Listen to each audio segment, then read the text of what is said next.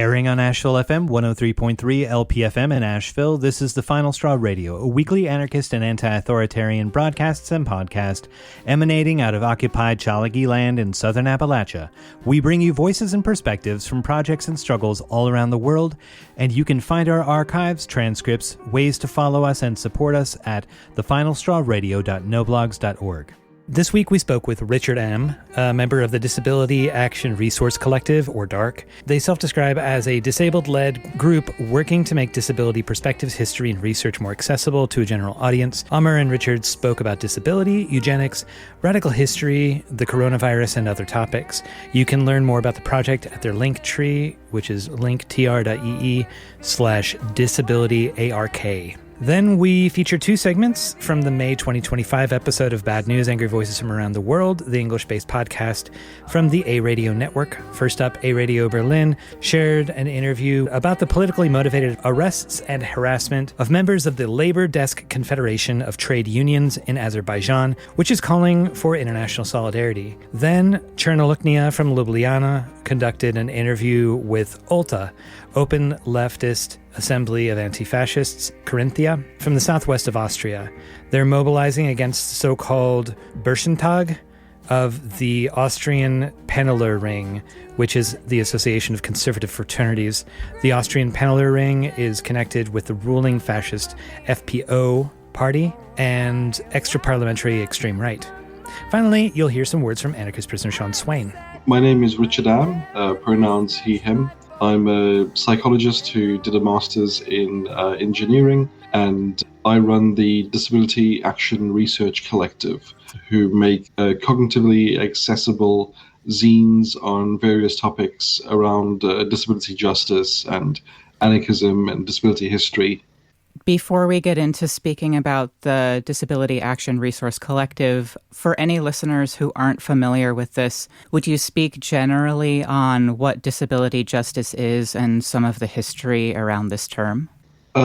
Certainly. So this has mostly been a development within America, reflecting on how previous attempts at achieving right within sort of state frameworks haven't really been successful and have been very white.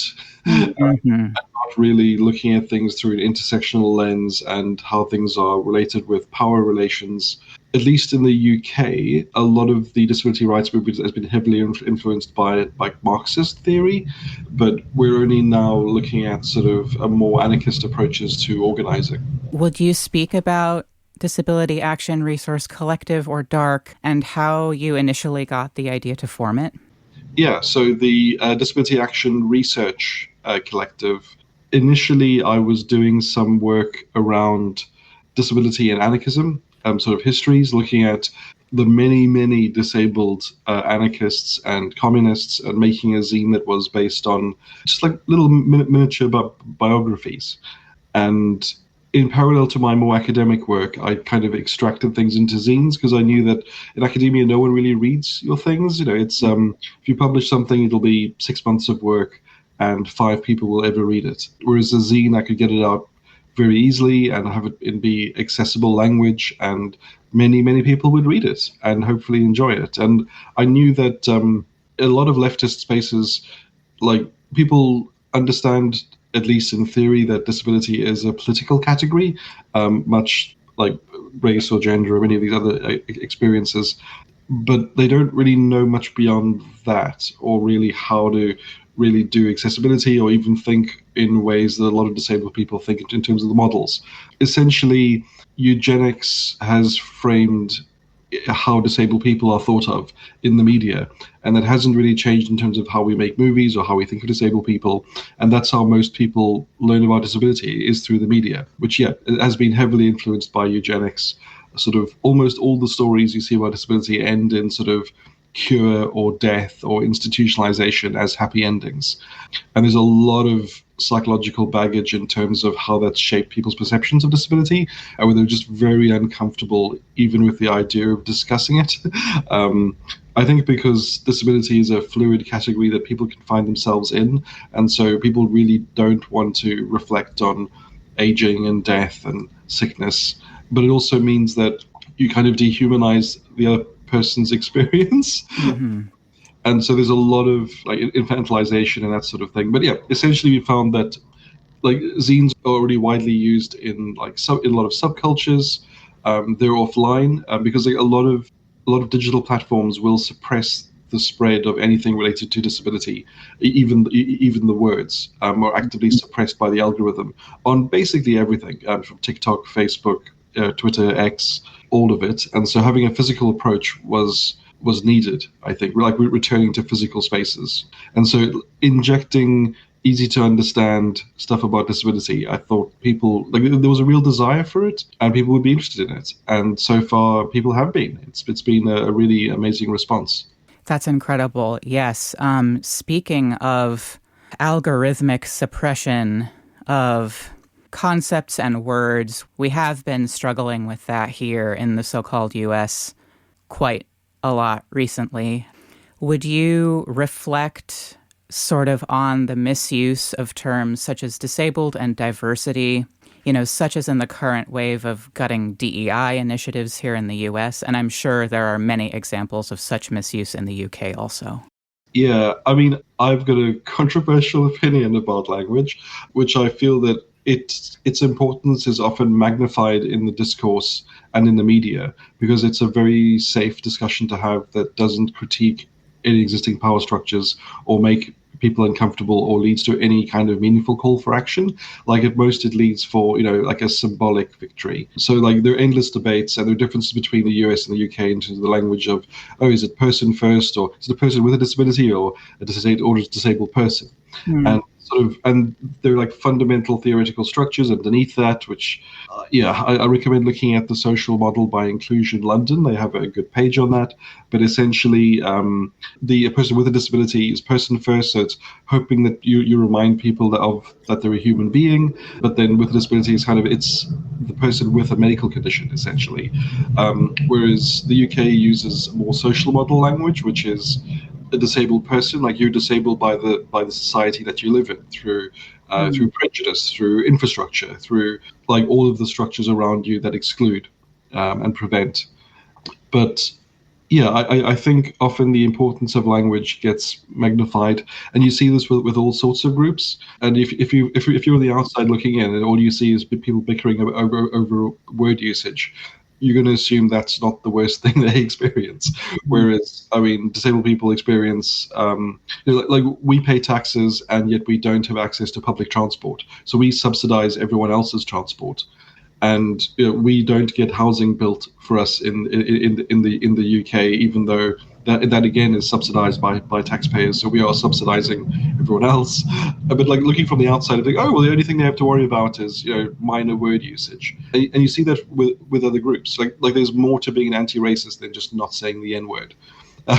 Like there's more to like trans struggles than just making sure that pronouns are respected. It's important, but there's huge amounts of like medical discrimination and like assault and just terrible things happening.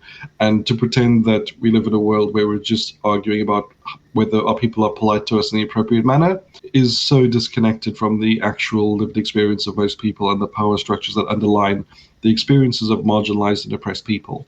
I think, it's a controversial opinion. So I do also think that like symbolic language is also important. Like it's all important, but it's not more important than talking about things like medical discrimination. I totally agree. I think that when one focuses on language and it becomes a topic that eclipses sort of every other lived experience, so people tend to stop there. We're seeing this with pronoun usage. I work for sort of a corporation, and we had sort of a diversity pronoun workshop and stuff. And the sort of like assumption or conceit behind that is that, like you said, that trans people, that's the only thing that trans people have to focus on. So absolutely. I think that's very well said and not at all controversial, in my opinion. Yeah, well, I mean, I feel that the focus on language is a very neoliberal approach to liberation, in inverted commas, because, like, I mean, most people, like, I feel like it's around, people want to be respectful towards disabled people and not say the wrong thing, but that like initial anxiety that you feel around them, like that's the thing that you should maybe be exploring as to why you feel uncomfortable around these people and why that is. And you just treat them like they're people. That shouldn't be hard.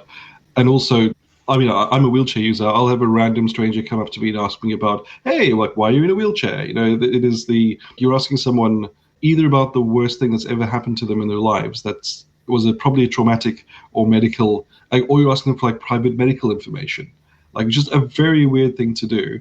I mean, I've kind of gotten, you kind of get used to it. Like the people on the bus who tell you that, hey, have you considered assisted suicide, is a little bit weird, but it's just wild. But yeah, I mean, again, the focus on language, I find like that there's a lot of other much more important conversations to have. For example, in the US, it's legal to sterilize disabled people without their consent in, I think, 40 different states. And these aren't old laws that are just still on the books. Some of them were brought in 2023, I think. So like, there are some real huge gaps in terms of the rights that disabled people have as a particular category. But yeah, I could go on and on and on. I probably want to stay on just questions if that's helpful. No, of course. Like, I think that marginalized people advocating for their own humanity is sadly a thing that we still have to do. Yeah, and I think the reason that people should care about disability isn't just because of disabled people. It's because if you're a woman, you're more likely to be disabled. If you're trans, you're more likely to be disabled. If you're poor, if you're from a minority ethnic group, we are the most diverse group on the planet. And if you nail disability rights, you're actually helping a lot of the people who are experiencing the worst outcomes in every other group. And we also have a lot of highly developed theory, so a lot of people understand the social model as like a personal identity, but what it fundamentally is it's a framework for solidarity and understanding power relations, not just within disability, but within other groups. So it was designed to codify, like someone who's a wheelchair user and someone who's blind and someone who's neurodivergent, they've almost nothing in common. But there's this framework which takes all of their experiences and links it to power experiences so that they have a unified identity. That same framework works with every other marginalized group as well. And this is kind of, there's a lot of really interesting theory framework within the disability community that hasn't really made it out very much. But yeah, I mean, that's kind of the hope of this project, is to make things a lot more accessible and understandable for the general person on the street. Indeed. But for that, I would direct people to the work of Mike Oliver on the social model. It's been largely watered down in academia and by corporations, but the original inception of it was actually incredibly radical. And its goal was the complete transformation of society. That's amazing. We will link that in the show notes for anyone who's interested in exploring that. So you've spoken a lot about disability in general and how it's viewed and navigated often poorly in society at large, but would you speak on the intersections of disability justice, and anarchism? Yep, certainly. So there's been a lot of organic anarchism between disability justice movement and disability rights and anarchism itself, in that they've been doing a lot of things which are largely comparable, but also the anarchism movement in terms of what it's usually defined as a sort of like a cooperative movement that used direct action and violence. Like, it emerged at the same time as eugenics, and so they were heavily influencing each other. They were sort of leading figures who, while they were still heralded as amazing figures in the anarchist movement, still held very strong eugenic views on sterilizing certain groups of people. And of course, like, all of these sterilization laws are always, they aren't just disabled people, it's also from ethnic minority groups and poor and often women, and it's things are always very intersectional when it comes to disability. But I think it isn't something inherent to the theory of anarchism that eugenics naturally follows. I think there is more down to historical accident, and except for I guess, anarcho-primitivists who seem to be the only people in the anarchist movement to even acknowledge that disabled people exist. It's only ever to defend themselves against accusations of ableism and being eugenicists. But yeah, I mean, they're the only ones who even acknowledge it often. So it's deeply frustrating because there have been these parallel movements that haven't really talked to each other very much, and they've got a lot of overlap in terms of their ideas, of their practices, like in terms of like mutual aid, like care groups, and the way the disabled people organize is very interesting. They have we build redundancy into our systems so that if one person dies or gets sick or gets arrested or anything happens to them, the information isn't lost. Like things are always spread out, so people don't burn out as well. Like we actually have care practices built into our organizing which would really benefit like broader groups for them to adopt, as well as sort of approaches to accessibility, but yeah, also just making sure that everything is doubled. So there is the single person who's burning out who knows how everything works. Yeah, you kind of have to organize in that way because we just keep dying all the time. So, indeed. I really loved the zine that y'all put out on Dark about disabled anarchists. And initially I was like, oh, this is a list of bios. And then I kept reading the bios, and the bios kept going on and on and on. And there were people such as Bakunin and Malatesta, Voltairine de Cleyre, and I was very moved to see Aaron Bushnell on there also. And it really brought home to me that, like, disabled people and anarchism have always had a deep relationship that it seems has gotten lost in recent years, and I wonder if you wouldn't mind talking about that a little bit. Yeah, so there's a general historical trend, which is what we're directly confronting with our zines, which is that when people are remembered, disabilities seem as something shameful, which is tarnishing their memory, and so those are excised whenever their stories are retold, and it's kind of understandable to see why, because even with Aaron Bushnell, people knowing that he was autistic, they were then trying to use that as the reason that he did what he did, instead of him actually having a genuine radical political statement that he wanted to make. It was all just, it's all just down to poor mental health. And so it was like his autism was used, or people tried to use it to directly undermine his political messaging, which we've actually seen before and happens all the time. And even with people who don't even have any kind of diagnosis or who aren't autistic, often they'll have mental illness applied to their actions as a way to kind of depoliticize what they're trying to do. And even sort of with the story of Helen Keller, she had, as well as being a eugenicist, awkwardly, she also was a socialist and had very, very strong political views. And those were essentially whitewashed from her memory, from her stories. And people like disabled people as just sort of these placid little angels or pets. You don't really like to see them as people who have strong convictions that they've thought through and reasoned, or are sort of develop organically out of their oppressed position in society, that, hey, maybe things aren't great and we could build a system that works better for everyone. I do think, and this is my personal opinion, I can't evidence this, that anarchism is a natural progression for disability rights, because I think within capitalism, we're told to view ourselves in terms of our productivity, in terms of our jobs, and how much money we can make for the business owners and the corporations.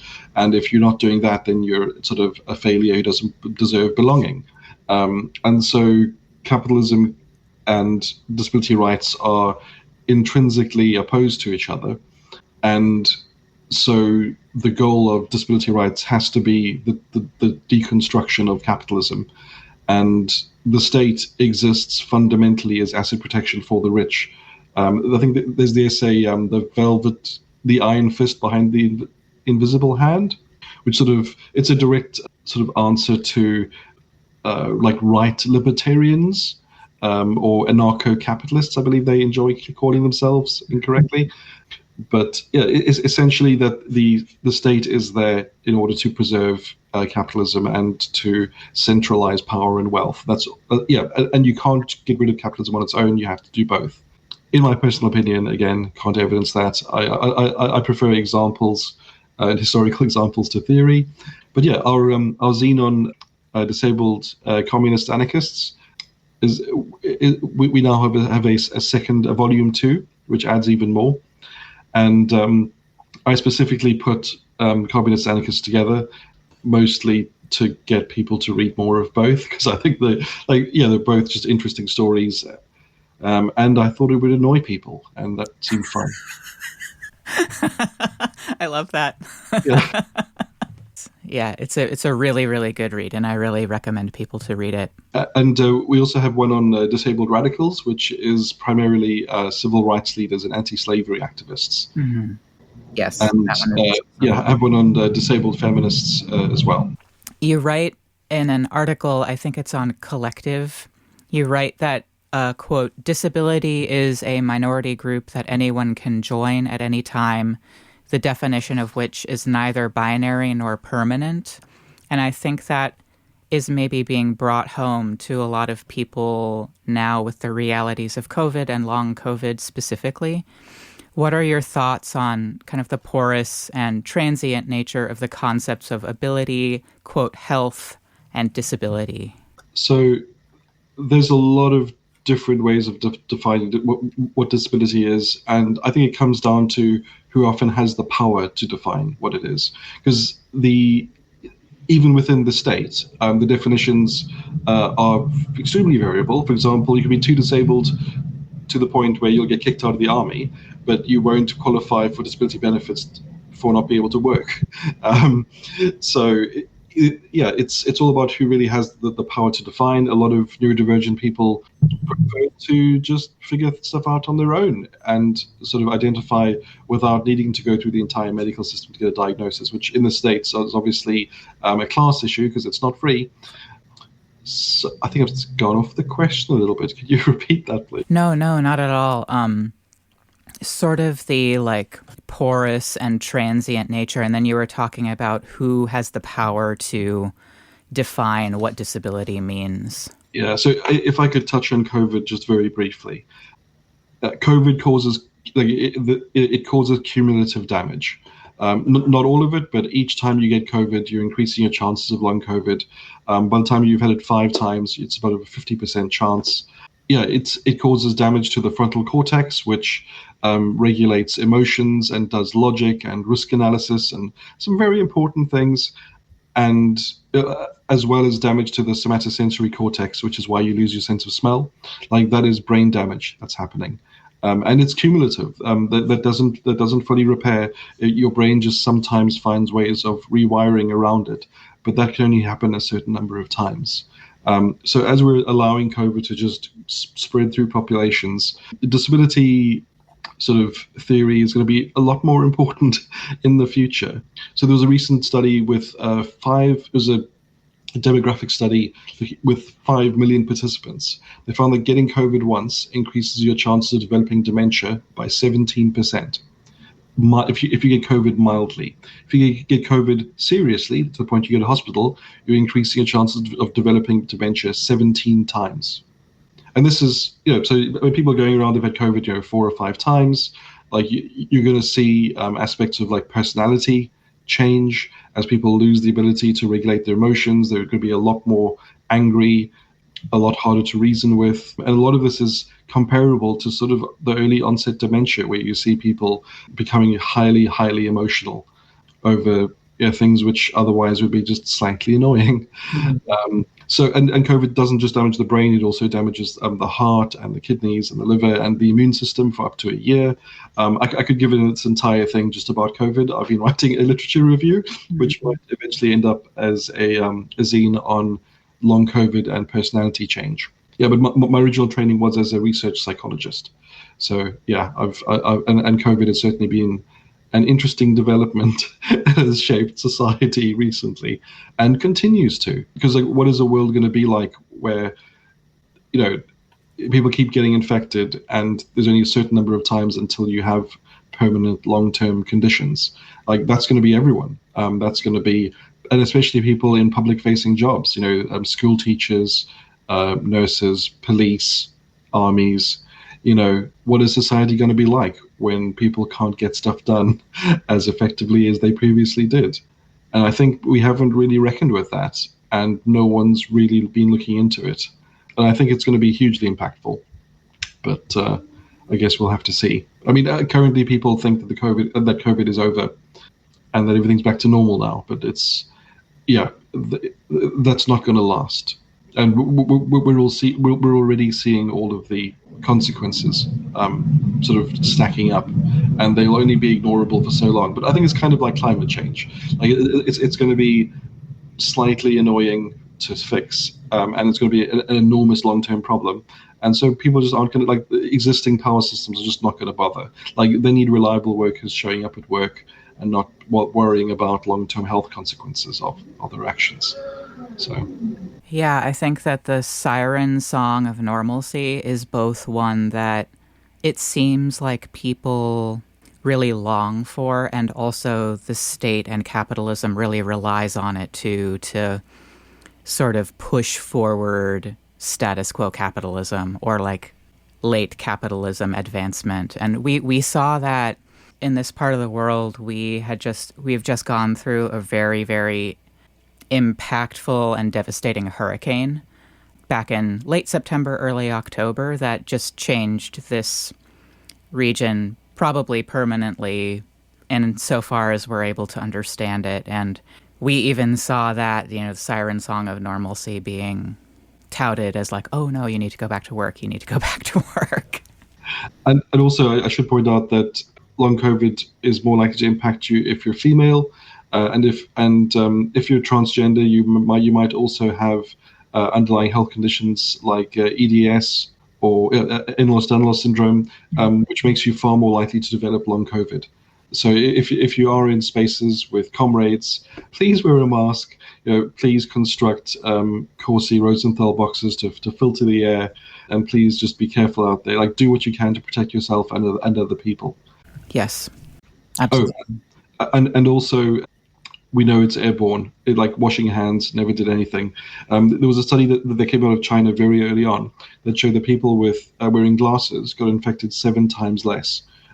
If everyone was masking. So because it's in the air, people are walking into the air with their eyes exposed, wearing masks, thinking that they're protected when they're not. I see.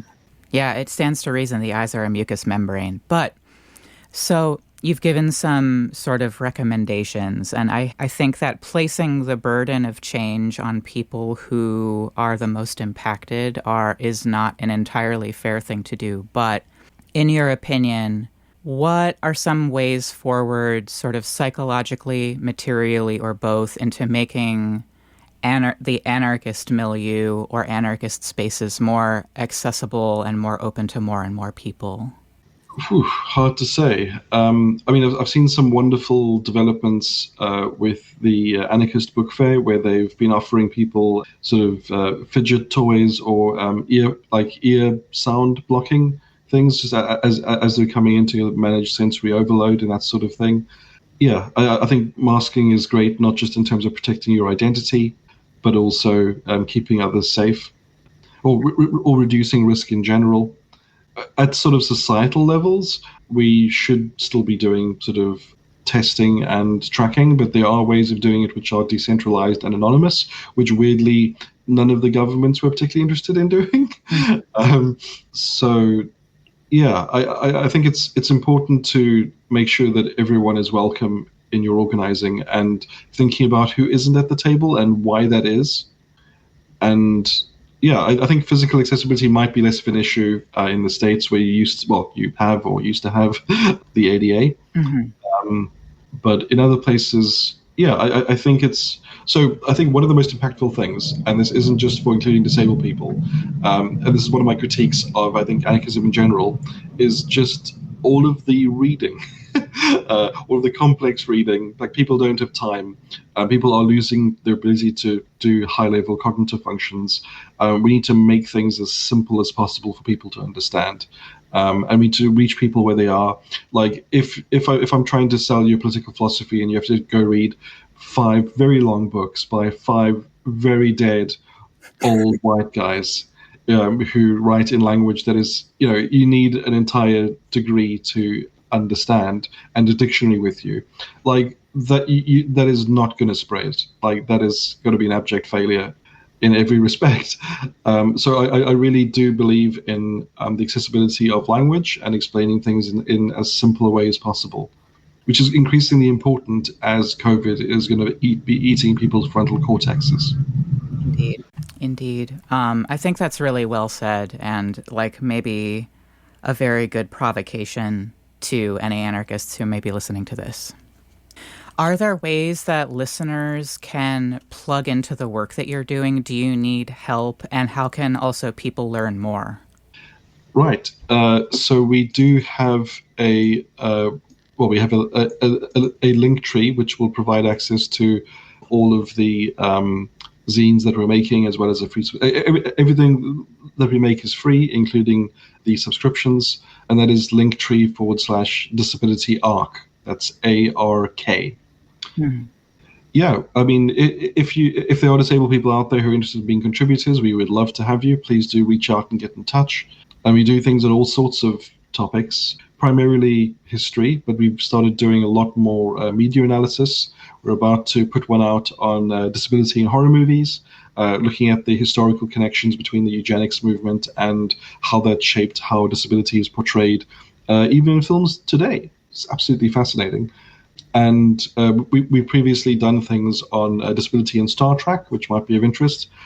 One of the things with that was particularly interesting was that even as other groups, as the representation of other groups improved over time since the 1970s, representations of disability have gotten worse in Star Trek over time instead of better. With the original having, I think, like 16% of the episodes had sort of disabled characters, and in modern things it's about 2%, and the representations are much worse. So I think we're still kind of trying to unpick exactly why that is. There's a lot of theories about it, but mostly financial crashes. Like, financial crashes get worse, and you need to start cutting money. Disabled people are the most expensive, and there's the smallest number of them. So in terms of like hurting your voting base, they're always the first place to go and find money. And so you have to have media so people don't really care about their suffering. So you have to dehumanize them as much as possible in the minds of the general public. Yeah. So these aren't instructions. These are just what has currently been happening, to be clear. Absolutely. No, I think that's very sort of poignant and also very real, that the media representation and like financial patterns have this very intimate and intertwined relationship with each other. Yeah. Well, also, I mean, I think particularly not just because of the various financial collapses, but also because of COVID, we're seeing a push for assisted suicide legislation in a lot of countries, in ways where it's not really consensual, in that it's far easier to access assisted suicide than get accessible housing or social care, or even medication or even therapy. I mean, there have been people who've gone seeking treatment for PTSD, who've been offered assisted suicide instead, or even people looking for housing. So it really is an important thing to kind of keep in mind. And that's the direction that things are going to be going in.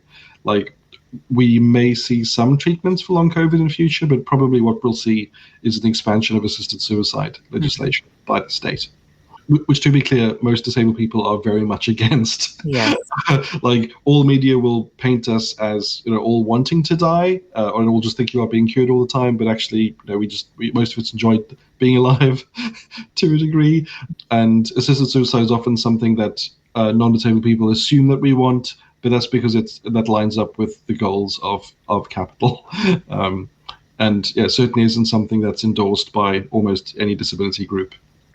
And as at least we here in the States are experiencing, I don't really even know how to describe it. It's you could describe it as a collapse of empire. You could describe it as an oligarchical takeover. You could describe it as fascism, though I think that word needs to be troubled somewhat.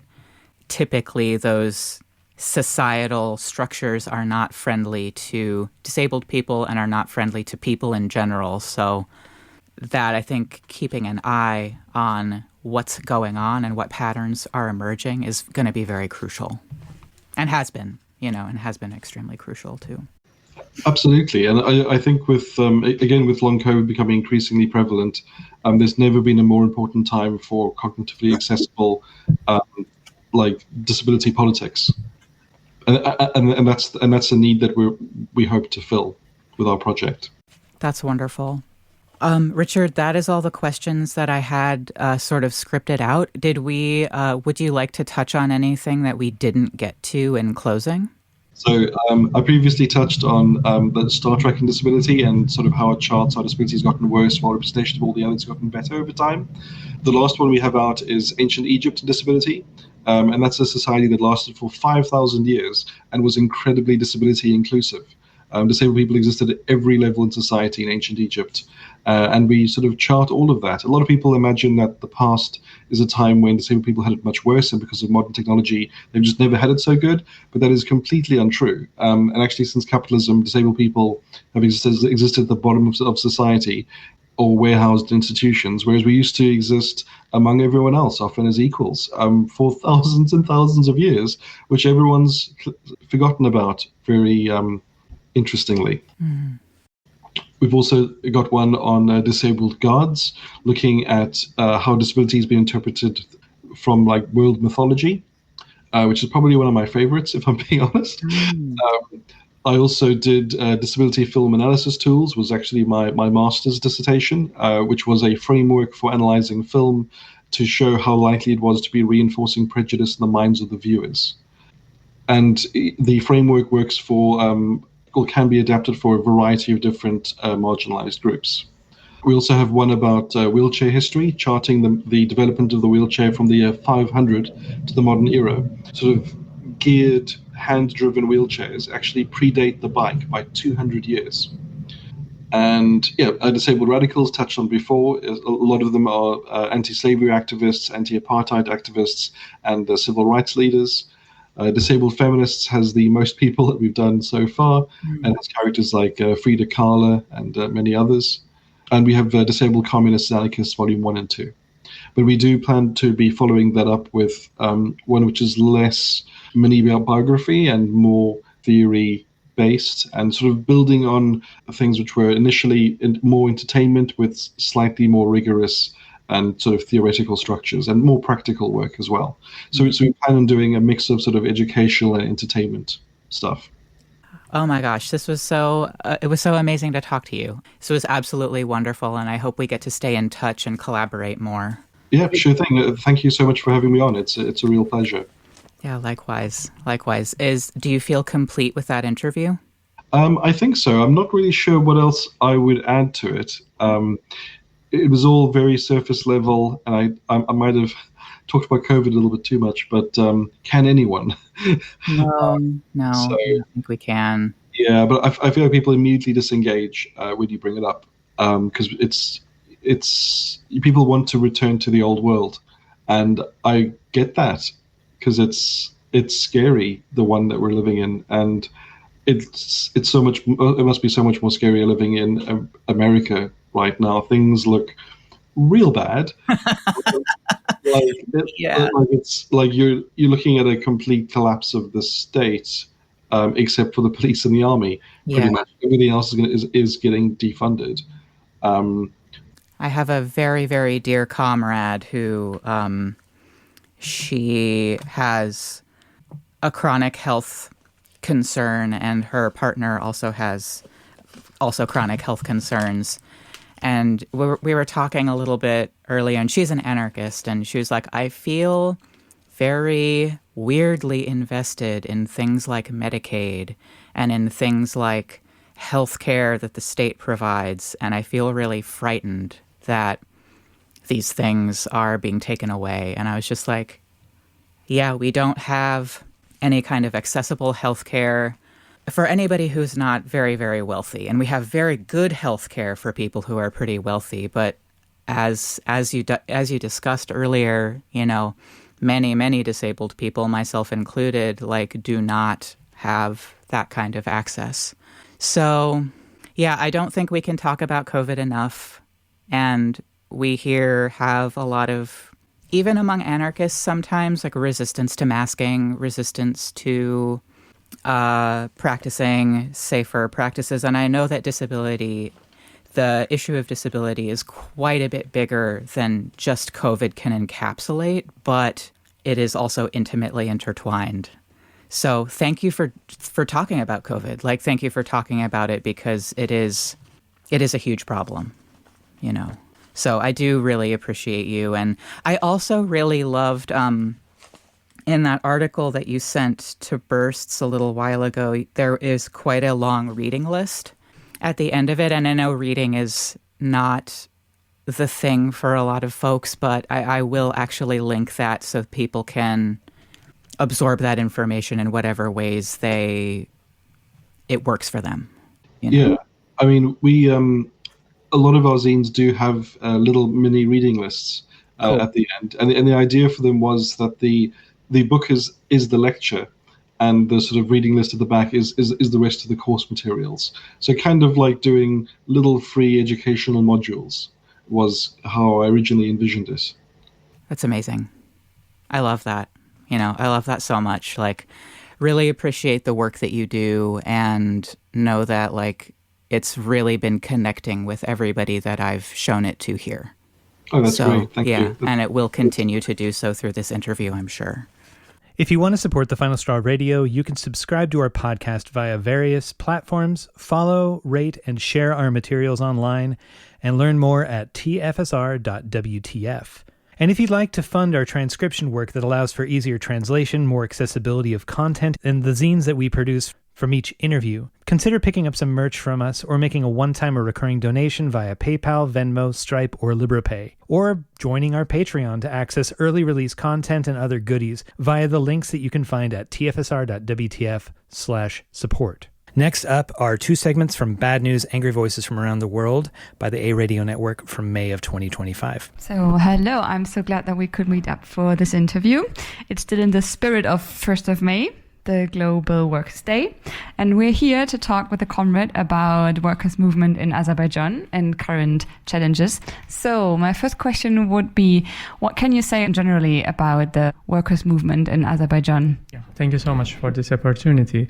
So in Azerbaijan, workers are facing many problems. Actually, they are struggling and mostly surviving there. As a monthly salary, they are getting around 500 euros, which is not enough to live.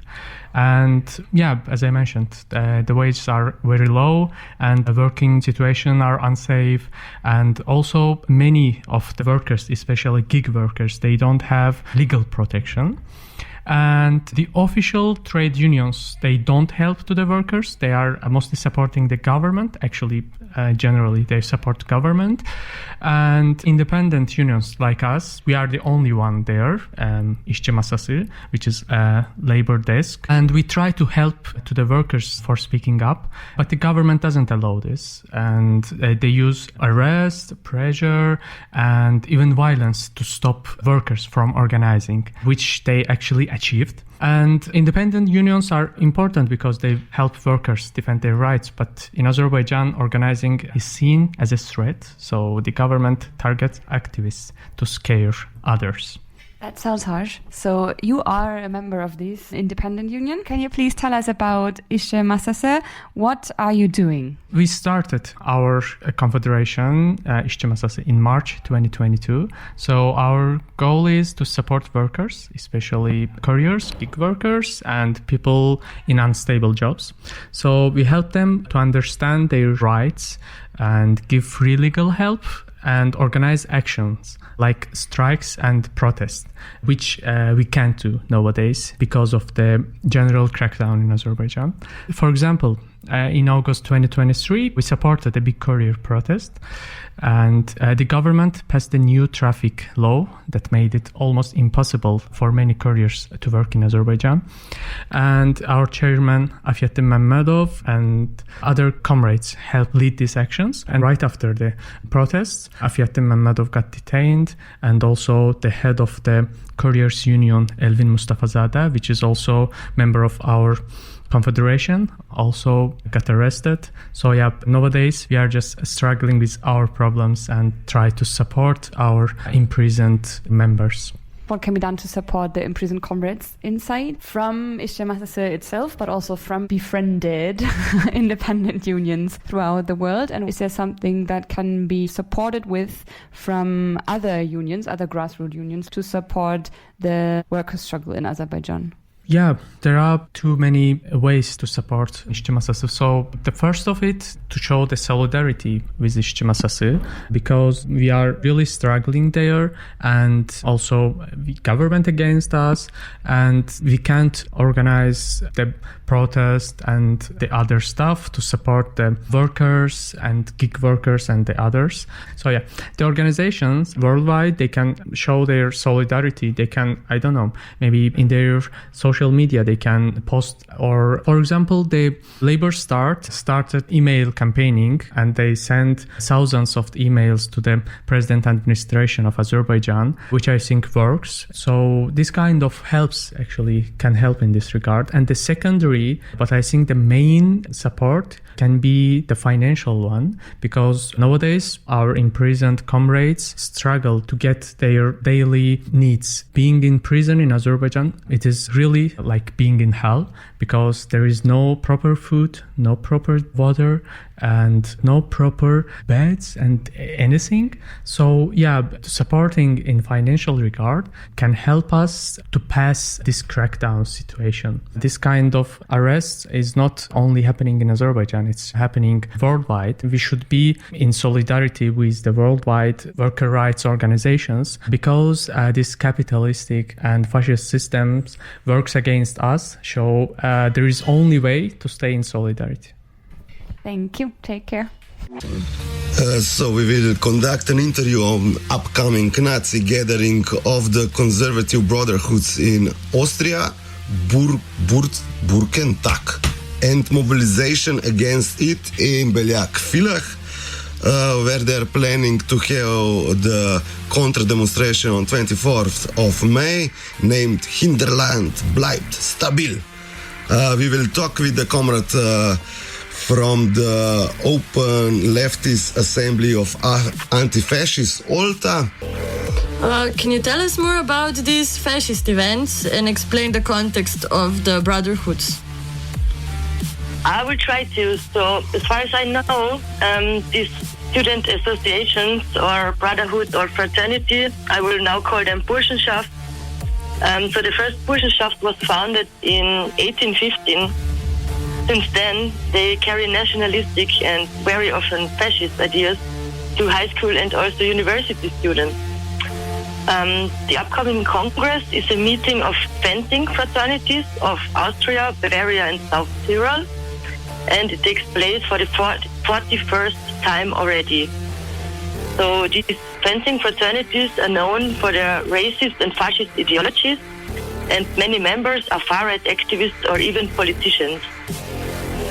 Most of the fraternities require their members to fence and duel each other. They see it as a political education and as a part of their identity.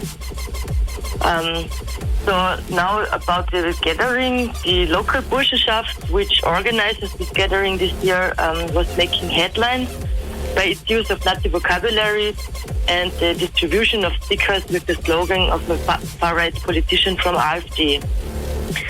So it will happen in the Congress Center of Villach, and also the city of Villach is the 100% owner of this Congress Center.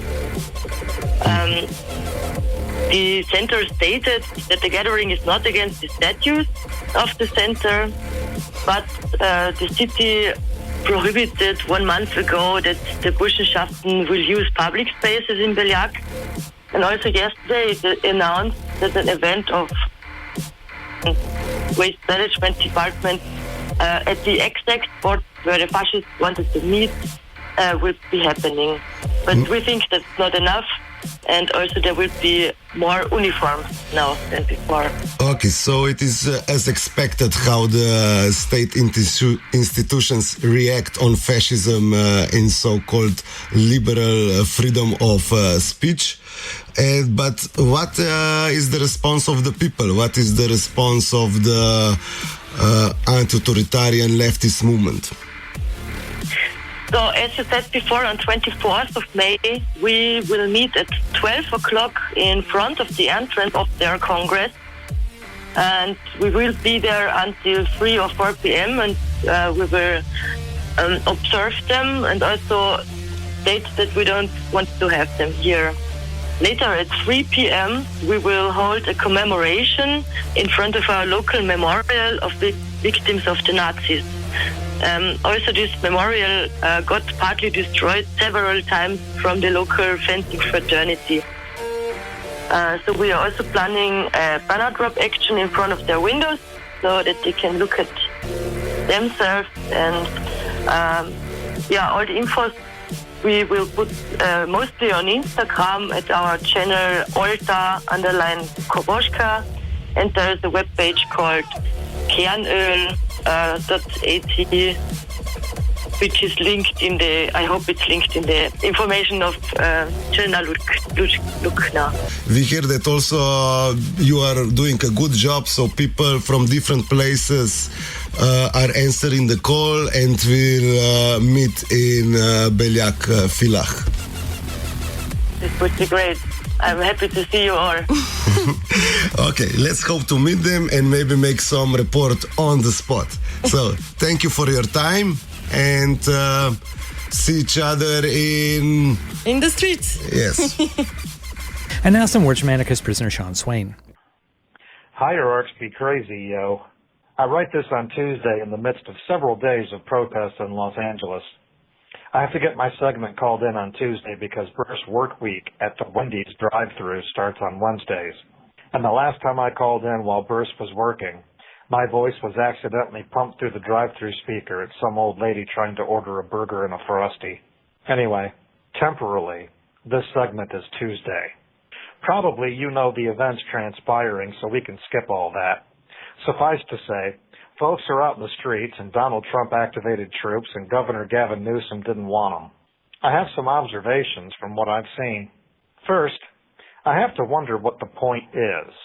I know that seems very un-Swainiac of me, but at one time I think protests were useful for clogging things up and forcing those in power to make concessions to unclog things. That's not the case anymore. In L.A., people protest at night, and the highways are clear by morning rush hour. The nightly cleanup is down to a science. It used to be the deployment to respond to protests would cost money. That doesn't matter with a government trillions in debt and printing money every day, literally. As for sending a message, that's not happening. There's no message received. Messages require a sender and a receiver, and a message isn't a message if no one's listening. No one's listening. In fact, when the protesters took to the streets about ICE raids, the White House added 2,000 troops. When protesters increased, mad about the addition of troops, the White House added 2,000 more troops and 700 Marines.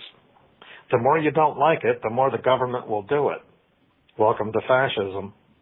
Another observation, I'm somewhat fascinated by the hierarch media and the governmental discourse about rights and about violence.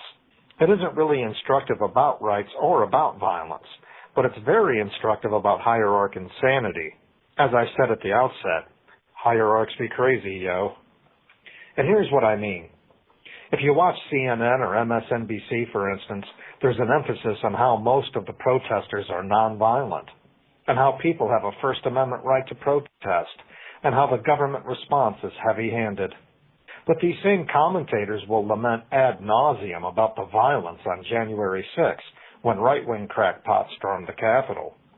In all fairness, most of those people on January 6th were just as nonviolent as the LA protesters last night. So liberal media define violence according to the folks engaged in the activities.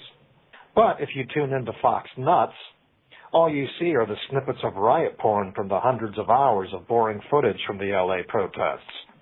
All you hear is violence, violence, violence, even though most of the LA protesters are mostly nonviolent most of the time. And these same newscasters will snivel about the unfairness of the treatment of those on January 6th, acting as if the rioters who beat up cops with fire extinguishers were on the equivalent to a peaceful tour of a national park. Progressives see conservatives' protest activities as mostly violent and dangerous, while their own protests are mostly nonviolent. And conservatives see progressives' protest activities as mostly violent and dangerous, while their own protests are mostly nonviolent. So the question of violent or nonviolent hinges not on the conduct, but on the actor. It's the who that defines it, not the what. I'm reminded of the work of Peter Gelderloos, one of my personal heroes. He's written How Nonviolence Protects the State and The Failure of Nonviolence. Awesome books. The first chapter of The Failure of Nonviolence is entitled Violence Doesn't Exist. Violence doesn't exist. He argues, simply put, violence does not exist. It is not a thing. It is a category, a human construct in which we choose to place a wide array of actions, phenomena, situations, and so forth. Violence is whatever the person speaking at the moment decides to describe as violent. Usually this means things they do not like. As a result, the use of the category violence tends toward hypocrisy. If it is done to me, it is violent. If it is done by me or for my benefit, it is justified, acceptable, or even invisible. In workshops, Peter gives folks a list of activities for them to decide what constitutes violence. From a protester punching a cop in the face when the cop is trying to arrest someone, to police evicting someone from their home. And what he finds is that there is no agreement as to what constitutes violence. Again, a quote. Something that critics of nonviolence have long said is that nonviolence hides structural violence or the violence of the state. Yet it is this kind of violence, and not riots or liberation struggles, that harms far more people around the world. It was no surprise then that many people, especially outside the United States, thought that it was violent for someone to carry a gun in public, whereas hardly anyone considered working as a cop to be a violent act, even though being a cop means, among other things, carrying a gun in public. In other words, the category of violence makes a legal force of the police invisible, whereas it highlights anyone who fights back against this commonplace. This being the case, what does this distraction really serve to do, this obsession with violence, which is really incoherent as a category? Well, it serves to legitimize only those behaviors that will never change anything, like standing in a street, or even throwing a water bottle at a cop in a helmet and riot gear. It serves to keep things rolling as they are, power operating as it always has. To get anywhere, we have to break out of the mental prisons that confine our approaches to liberation. If we do what we've always done, we'll get what we've always gotten. Here's to creativity in LA.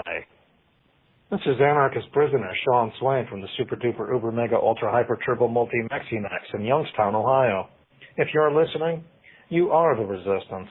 You can still write Sean at his new old new again address at Sean Swain number A243205 OSP Youngstown 878 Coatesville Hubbard Road, Youngstown, Ohio 44505. You can find his past writings, updates on his case, hear his past audio, find out how to get his books, plus ways to contribute to his legal defense fund at SeanSwain.org. The Final Straw is a proud member of the Channel Zero network of anarchist podcasts, and here's a jingle from another member of CZN. The Anarchist Radio Berlin. From across the pond. So it's the Anarchist Radio Berlin. With audios in English, Spanish, and German. And please, don't mention the war.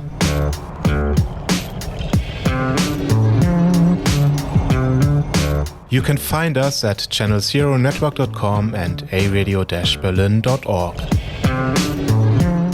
This is The Final Straw Radio. The show will later be archived at thefinalstrawradio.noblogs.org, and you can email us with questions and suggestions at thefinalstrawradio@riseup.net or thefinalstrawradio@protonmail.com.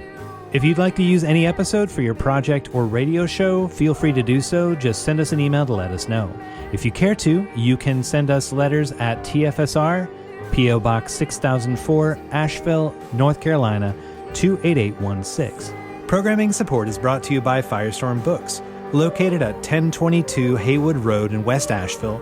Firestorm is a bookstore and social movement space owned by its workers, in operation since 2008. Their event calendar and complete catalog of books can be found online at firestorm.coop.